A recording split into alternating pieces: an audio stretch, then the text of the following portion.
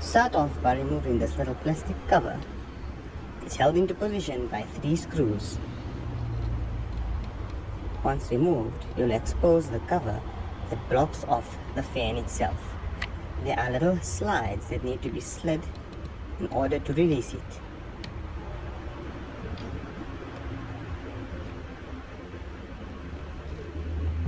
Once you've released it, you might need to use a screwdriver to pry it open. You'll also need to remove this plug connector.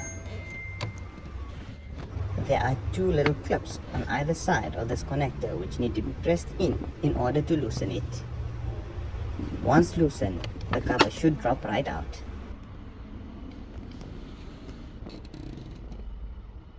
Now you'll see the fan motor is exposed. It's held in position with 4 screws.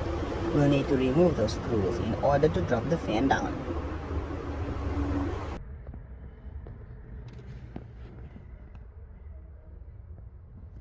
Once the fan is removed, we'll need to tear it down in order to find what the fault is.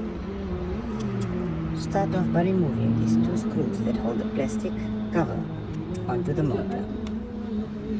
Unplug the power cable and slide the plastic cover off. The plastic cover is bolted onto the control panel.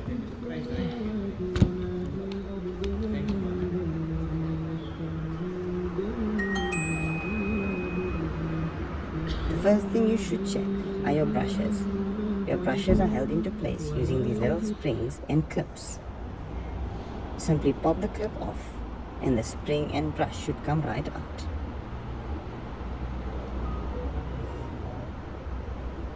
These brushes are almost completely worn. It's quite clear that the issue here is not the motor itself, but in actual fact simply just the brushes. We'll need to have those replaced. Before replacing it, we'll just make sure that the electrical control unit does work. Set your multimeter to continuity in order to see the current does flow correctly through the unit. From the positive terminal, right to the brush that needs to be replaced.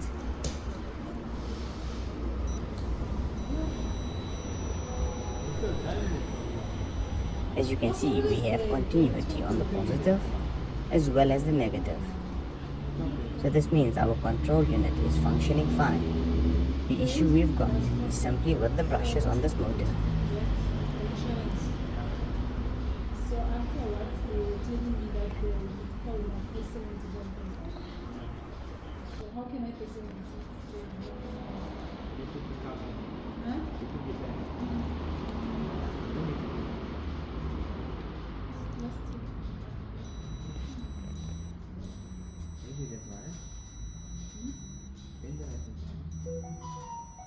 Too much.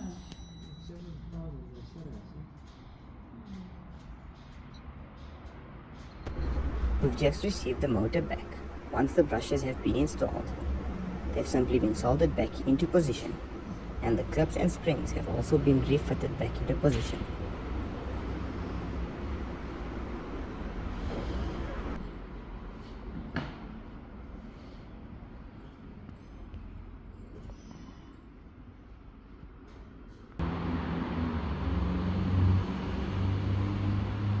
We will now simply repeat those steps in reverse in order to reassemble the unit. Time for a quick test.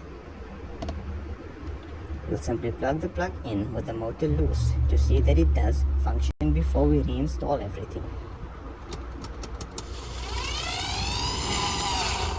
Perfect. Our motor is now functioning fine and can be refitted back to the vehicle.